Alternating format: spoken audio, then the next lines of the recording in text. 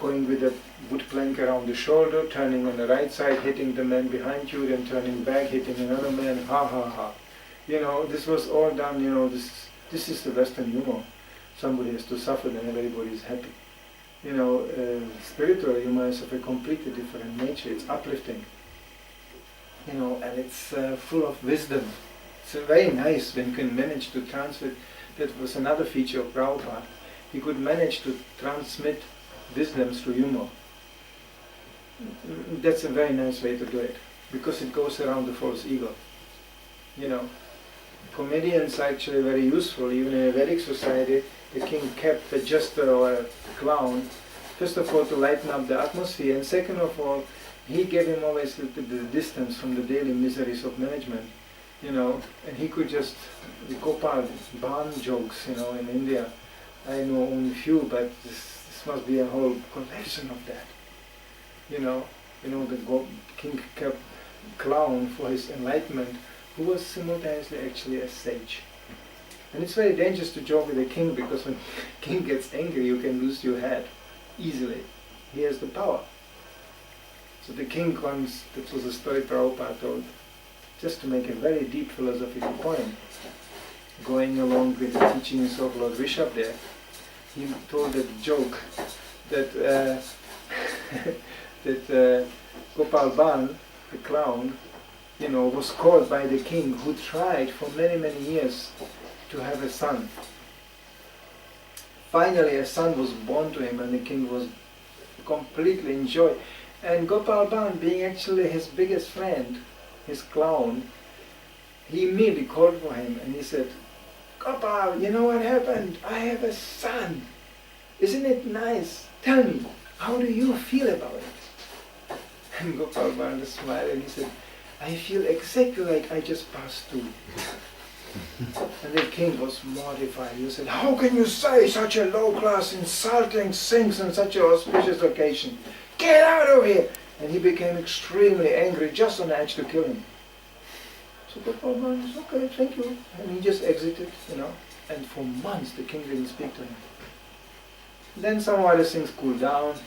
And then king was going hunting. And then Gopal became a part of the entourage, you know. Lots of people joining the hunting of the king. So they were going on a hunting excursion, and the whole party came to a river. And they had to cross the river, you know. And Gopal Ban was in the same boat with the king, and to the other side. And it was a long river, in Ganges, you know, very broad river. And in the middle of the river, king became very uneasy. And it was like, and the servants became very nervous. The king is, you know, becoming troubled. What is it? What is it? And finally the king revealed the secret. He said, I have to go to the toilet. You know, but where do you go in a toilet? On a small boat in the middle of the river. You know, there's certainly no privacy whatsoever. So the king was getting really distressed, you know. He had to pass through, and he said, how do you do this? You are king and you are surrounded by your servants and on a boat in the middle of the river. It's just, so that he said, you have to row faster. So then all the servants were rowing like crazy, you know, the boat was going full speed to the other side, and finally, just as they arrived at the shore on the other side, there was this grass, you know, growing. The king jumped out of the boat full speed and disappeared in this grass.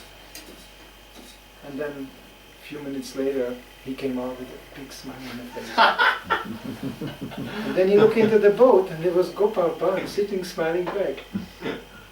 And then the king remembered, oh, that's how he felt when my son was born. He was just trying to tell me he is full of joy. Because it is extremely joyful. So he made the connection there. But there is much more deeper meaning to it.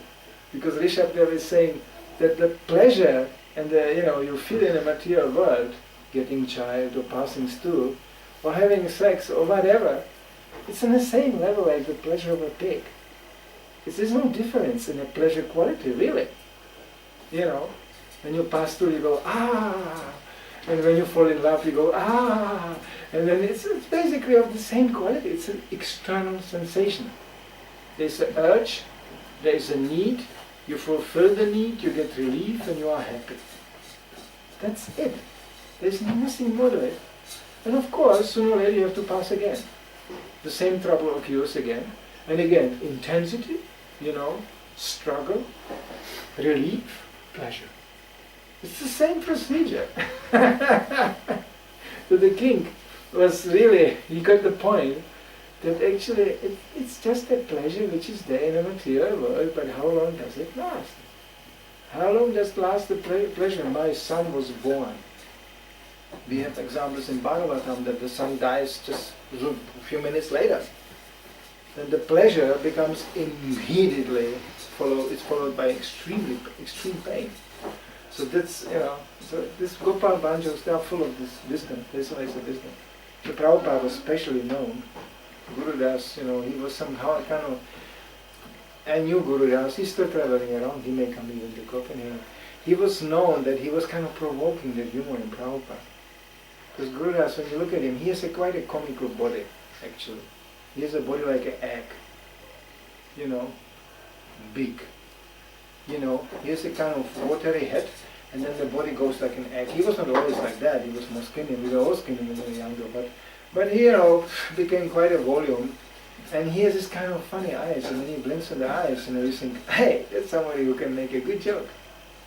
And he had this Prabhupada, this thing going on all the time. Prabhupada was just, but Prabhupada's jokes could be very warning. It was like I described, it was not external. There was a meaning, there was always a lesson to it. Like when a devotee had a big problem, that Prabhupada said, they're not on the moon. He couldn't believe it. He said, I saw it on TV. I remember myself. That was just before I joined, the moon landing took place. We spent the whole night. We didn't have any TV. But we went to people, actually it was artists, who were very fond of me. So we went to see how they are landing on the moon. And the whole family was assembled, and they were almost crying. Now they come, eagle has landed, Beep, beep, beep. And then, from today's point of view, the film documentation shown on TV is really a lousy made trick film. Even some movie maker commented they really did it wrong, because you see these legs from this capsule coming down, and then it's dust, of course, and then the dust goes. But any common sense man will know that the power of the engine and the fire which was breaking that capsule, which was descending, which was tough to descend on a hard surface, would make some crater. There would be some hole there, some mark at least. And there was nothing. It was like landing on a table which is covered with dust. That means you take a hairdryer and you make some photo like this with your legs and then you blow the dust away, and then you switch off the hairdryer and they have landed. There was a man who blooped from the factory who was producing the engine for this capsule. He said it was never developed, it never functioned. Even in the experimental stage it collapsed. Of course there's lots of documentation. So when Prabhupada said, from the Shastric point of view, he said, it's not possible. They couldn't have gone to the moon. Then we would have a big trouble. And he was actually, it was in the early days, it was a very close group. So he was in the next room cooking, making chapati for Prabhupada, and it's very dangerous when you cook and you're agitated. I cannot tell you what can happen. We had an incident in Hare Krishna Center. We had a devotee cooking. I was the first one actually who preached to him. He was one of these macro, bio, eco, really fanatics.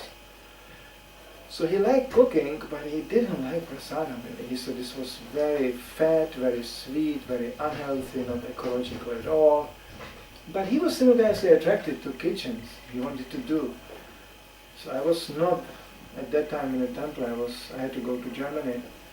He always told me it was horrifying to see this. He was making chants in this small cup, and he was so agitated making the chants that, that invisibly, nobody knows why, it was like somebody went like this to his hand, and he splashed the whole chants into his face, practically melting his ear away. Ghee, what is this temperature of the ghee? I don't know. It's unbelievable. It's 300 degrees. I don't know.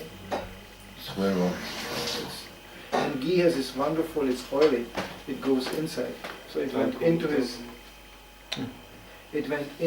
ear, things like that. Devotees told me they never had anybody else screaming in their life. So to be in a kitchen is always such a thing. It's a little bit like being on an altar. You have to really be careful what you are doing. Things can happen. We had devotees burning down on the altar. We had devotees being burned really badly in the kitchen. This is not accidental. There's always some really heavy agitation of consciousness there. So when this devotee cooked for Prabhupada, still remembering how would Prabhupada say we're not on the moon, how could he say that? He actually burned the chapatis and there was some problem, there was some heavy smoke coming out of the kitchen. So Prabhupada was in the next room. He said, what happened? And devotees were running towards the kitchen and they brought this devotee. And he had smoke, he was completely smoky even in his face, and he had black, kitchen cooking, sink. He was, he looked like completely messed up, like after an explosion. And Prabhupada just looked at him and he was going, oh, he just came back from the moon. And that was the last drop on a full sleep. And then he would tear off that cooking outfit, smack it on the floor, walk out of the door and left. So obviously such a person has a hard time to stay around Krishna consciousness. Because the problem is, and this is what Prabhupada didn't talk to new devotees, that as soon as you start to chant and you start to live with devotees, and especially in Prabhupada association, the purification process starts. You cannot, it will start to work. Suddenly the things which you sought and were normal and were comfortable with them, they will not be normal for you. You will feel very unhappy, very unpleasant. We always tell people, chant Hare Krishna and be happy, but we don't tell them yes. That's after you realize what an idiot you are. That you don't please because people get insulted. But in essence, the purification process is on. And the more serious you are, the more mercy you get, the faster it goes. So it's a boiling process. It's very powerful. So powerful that people don't recognize you after being a few months in Krishna consciousness. Prabhupada was proud of it. He said, he always quoted the American priest who always asks the devotees, are you American? And then Prabhupada said, these priests, when I spoke to them, they told me, these boys never in their lives went to the church. They hated that. Now they are ready to give their life for God. Prabhupada was so proud of it. Yes. He writes in Krishna book, before my disciples joined this movement, they were very miserable and they looked very depressed and unhappy. Now they are dancing like proud peacocks in a kirtan. In Krishna book you find that. So Prabhupada was very proud because he said that this is actually the ultimate proof. That's the preaching. Therefore he loved to bring this first batch of devotees to India, where Indians were shocked. And nobody ever saw anything like this. I mean, even Bhaktisiddhanta Maharaj sent preachers out and, but nobody ever saw anything like this. Devotees being so inspired and white Vaishnavas, having a big Harinam, especially Prabhupada and Hansa Tutta, who brought him to India because Hansa Tutta was so charismatic in the kirtan. Prabhupada told him, you can take over the whole world simply by kirtan. He could just draw people to Krishna consciousness simply by kirtans. And he was inexhaustible. No amplification, nothing. He could go for 6 hours in a row, no problem. Devotees were so absorbed before the Buddhist devotion became strong, it was Harinam. And there was many devotees on Harinam. And then, and people knew us as the Harinam people. That's all. And the Harinam started 10 in the morning and ended up 6 in the evening, non-stop. They were going like this. And there was some little back to go distribution to a magazine, but otherwise it was just chanting all the time. Yeah. Smita Krishna Swami joining in Hamburg, Reeperbahn. That's the part of Hamburg's just prostitutes. And Hansa Tutta was really such an eccentric. He loved to take Harinam to such a places. Straight into the heart of the sinful, thing, taking devotees, because it was packed with people, tourists. I asked me, what did you do in Reeperbahn? looking at prostitutes or what? Because he doesn't look to me like somebody who got it together even as a county, And he didn't. No, he didn't. He told me, I don't know. I came to Hamburg and they told me, you cannot see Hamburg without seeing Reeperbahn. I didn't know what Reeperbahn is. So I just went there. And then he realized, it's just prostitutes. I see him still, he was spaced out walking around. And the first thing he met was a Harinam party. And he thought, this is very nice. This is nicer as the prostitute. It's very nice. Then he joins them and he joins like this. As I was collecting devotees on the street during the Harinam, just like that. He started Harinam with 5 people, he came back with 20. Really, it was just like that. This was the mood those days. Because it was in Prabhupada invested his power into that. You can see like in Gurudas' book, the first Harinam was quite accidental. The devotees didn't even know that Prabhupada gave it like as a service. They were just chanting at home. It was all indoor with Prabhupada. But then they walked 5-6 devotees in the street and they said, it's so boring to walk around. And they had this kind of first devotees with little bed sheets. And they were saying, it's so boring just to walk and look at the comments. Why don't you just chant? And they were singing, going to Prabhupada's flat. And when they came, they arrived at the Harinam in Prabhupada's flat. They didn't know even it's Harinam. They were just chanting. And Prabhupada was excited. He said, how was it? And they were going, what? Well, you were chanting, how was it? What did the Kamis do? And then they were going, they were laughing and they were smiling and they were waving and I said, that's very nice, you have to keep on going. And then they went back and then they forgot this. They left the flat where Prabhupada was and they went home, like to where they stayed. The temples were so small, Prabhupada couldn't stay in sometimes in the temple. And then they just walked back and then a servant of Prabhupada came running after them and he was going, Prabhupada wants to speak to you. So they had to turn around and go back to Prabhupada's flat. I said, what happened? Prabhupada said, no, you came here chanting and dancing. So you have to do the same thing when you go back. You didn't do it, you forgot it. They're going, oh, okay. And then they were making another Harinam on the way back. And then they realized this is actually what Prabhupada wants us to do. There was no particular mission statement or no big plan behind it, nothing. Because the whole Hare Krishna movement started on a simple idea. Let's see what Prabhupada wants. Swamiji said. It was like the mantra. Swamiji said. And then devotees were ready actually to do anything. If Swamiji said you jump on one leg, they would do that. They didn't know why. They didn't even ask why. It was the only thing they knew was Prabhupada. That's what he said, and they knew when we do it, that's a very quickly experience they made. When we do it, we become very happy. And from there on, the whole movement started.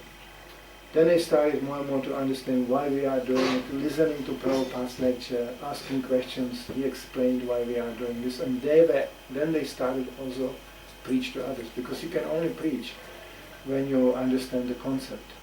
Tarot-like preaching is okay, but it doesn't do really the job, because people know, people will know. You are just repeating something which you have really no understanding of whatsoever. That's for them like the classical definition of a sect member. He just goes, It's like Christians, no philosophy, nothing. It's just they yell at you, Jesus saves you! Yeah, okay, but how? No, he saves you! Yeah, but I don't know, I want to know how. You doubt! Jesus, you go to hell! This is the only preaching you get sometimes.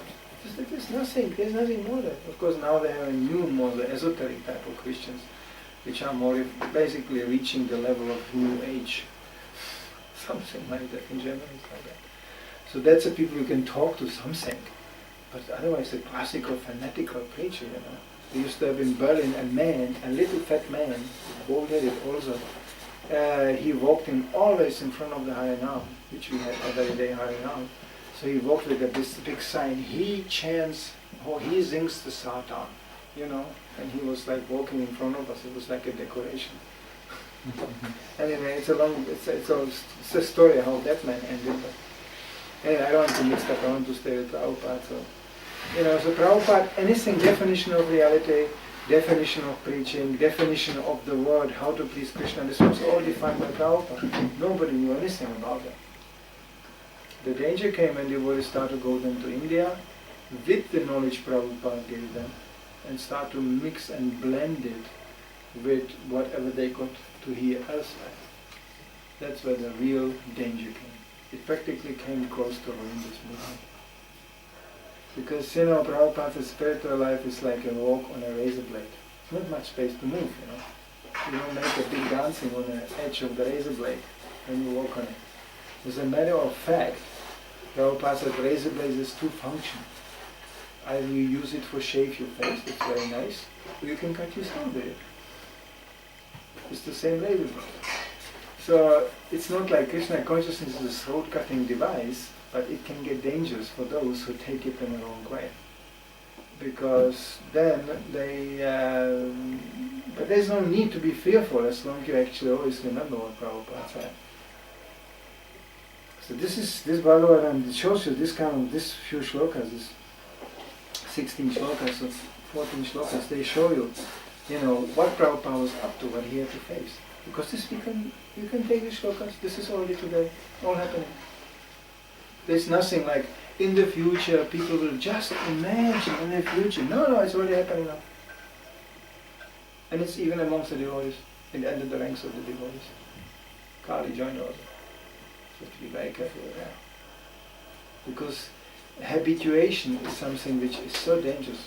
Prabhupada always called it Indra, who was cursed to become a pig for some little while. But he got so used to the pig existence that when the curse was over and he had to go back to heavenly planets, become the king of heaven again, he didn't thought this was very important. He said, no, I cannot, I'm busy, I have my family here and I have my responsibilities, And Brahma himself had to descend to preach to him, wake up, you are a pig, go back to heaven. No, that's habituation. My father did it, my grandfather did it. Of course we did it. If we do it here like that. That's our, culture. They define it as a culture, but actually it's just habituation. And this is what we are fighting also very much in Krishna consciousness. Devotees, come. I even lost the contact myself to the new generations of devotees who could be like my children, who were educated by people coming from my generation, which was dominated very strongly by that spirit, let it be. As Mr. John Lennon was singing, let it be, let it be, let it all be. That's Mahavaga. As it is. It is as it is, because it is as it is, so let it be as it is, because it is as it is, and so it will be. This hashish type passive negligence towards life, don't, just observe it and live. Live into the day. This was actually projected into the children. Now, Prabhupada said education means, first of all, discipline, second of all, formation of character. Formation, as soon you mention the word formation, there is some work to be done. That means something is not formed yet, and you have to form it. This is another feature of Prabhupada. Prabhupada was very careful with words, and actually very serious and consequential. That means he didn't took the word cheaply. He really showed you what that word really means. We are using sometimes words, we don't really know what they mean. But Prabhupada was like using words precisely to the point what they mean, to express the meaning of the whole issue. He was not using them just in a decorative, whimsical way. Just really to express what it means. Like example, it was reported to him that this devotee, after repeated attempts to be engaged in some service, he always failed. He wanted to do some another service and do something else. And devotees were thinking, he's patient. And yeah, he was patient. But Prabhupada went even deeper. He said, he's not just patient. He's not serious. That's all. That means he doesn't believe in Krishna consciousness that this is the thing I really should do. He is just playing with it. And because it doesn't correspond to his sensual expectation, He's always looking for some other thing. Such a devotee finally will conclude that the whole Krishna consciousness doesn't work. It's just not satisfactory. He said, I don't feel it. They told me, chant Hare Krishna and be happy. I'm not happy. They told me if you roll here balls, you will be happy. I'm not happy. You know, I don't feel it. Because I don't feel it, you know. Because he's making that condition. He's actually expecting a gross sensual pleasure from a spiritual process. It doesn't work like this.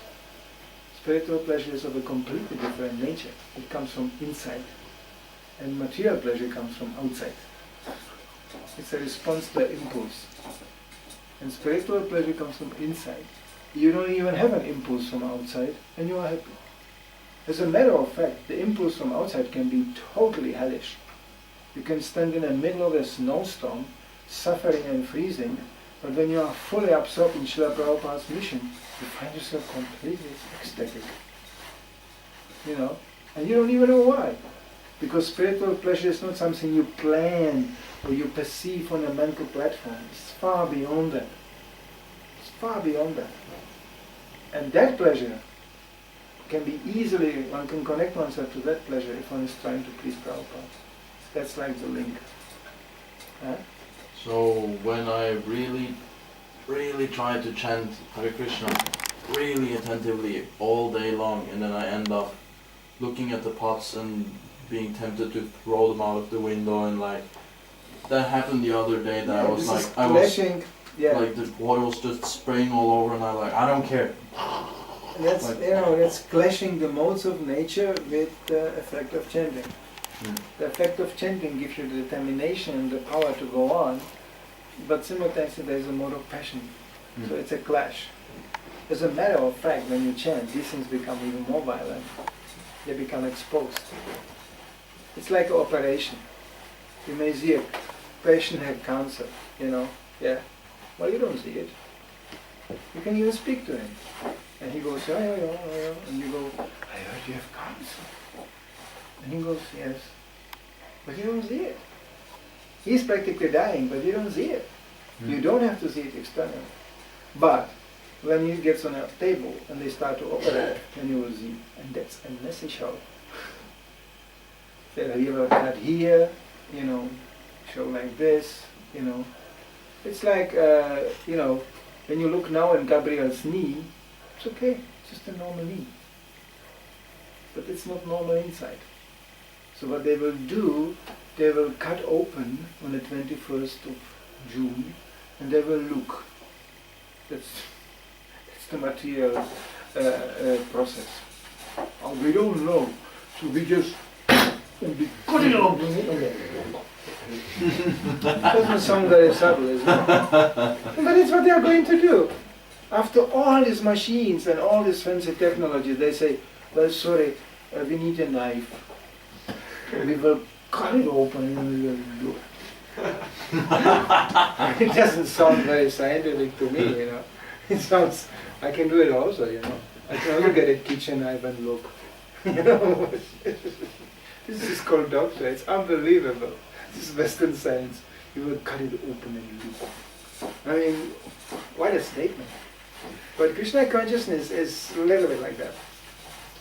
These things which were concealed and covered by the modes of nature, seemingly in harmony with the Maya you were swimming in, and you start to go against the stream, and you start to revolt, and you get disconnected from that Maya stream, then things start to happen. Sometimes people think it's getting worse. I mean, I was so happy before I joined. It was cool, I was sleeping the whole day. I just woke up. I was a nice guy. Yeah, I was a nice guy. I got myself some girlfriend. She was also nice. Of course, I don't remember the name anymore, but anyway. It's like, oh yeah, what is a big problem? You want to drink something?